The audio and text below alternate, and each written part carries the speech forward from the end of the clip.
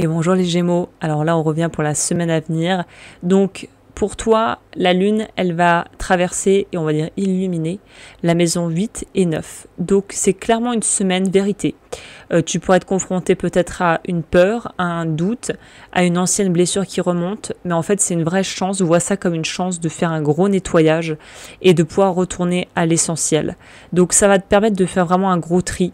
Il y a cette notion ici de se détacher de ce qui est superficiel pour aller vraiment à l'essentiel.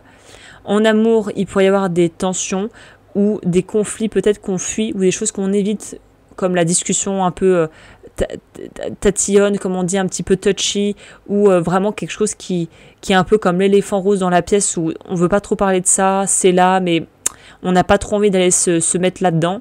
Et cette semaine, elle t'invite à la transparence, même si c'est inconfortable.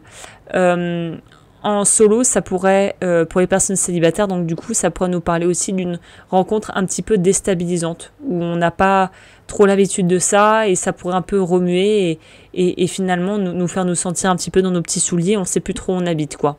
Donc ça peut être intense, mais un peu déstabilisant.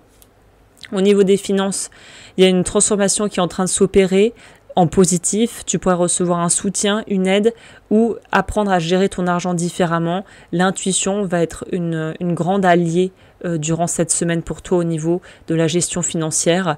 Le travail, eh bien, il y a un chapitre qui est en train de se clôturer.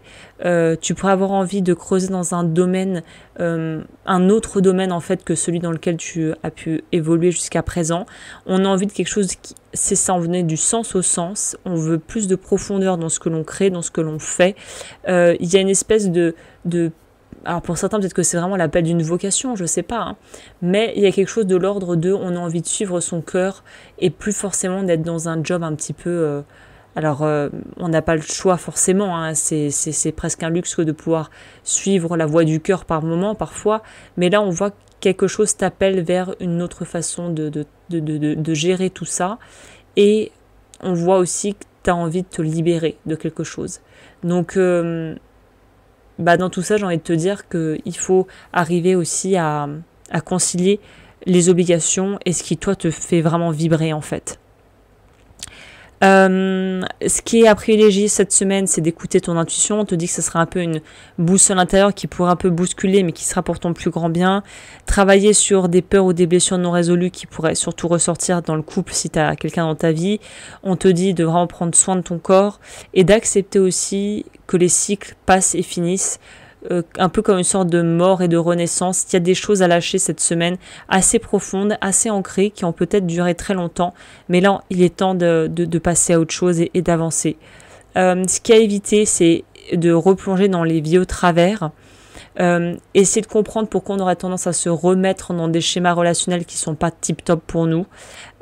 C'est une période aussi où on te dit accepte cette peut-être phase à vide, accepte de te sentir peut-être parfois un peu seul ou pas vraiment compris, et ne fuis pas cette solitude, ne fuis pas cette introspection, ne fuis pas cet inconfort, parce que c'est là que tu vas pouvoir apprendre des choses sur toi en fait et sur ton fonctionnement.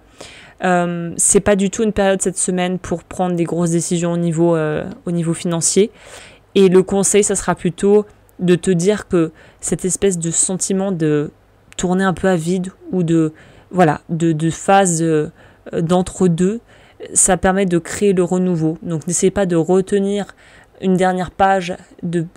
C'est comme si tu voulais pas, tu étais en train de lire un livre qui t'a plu, qui était très exaltant, très intéressant, et puis tu veux pas lire le dernier chapitre. Mais bon, il y a un moment donné, pour pouvoir lire autre chose, alors je sais, je schématise vachement, mais pour pouvoir lire autre chose, c'est bien quand même de finir le bouquin et de savoir ce qui se passe. C'est quoi le fin mot de l'histoire, c'est quoi le résultat de l'histoire, tu vois ce que je veux dire?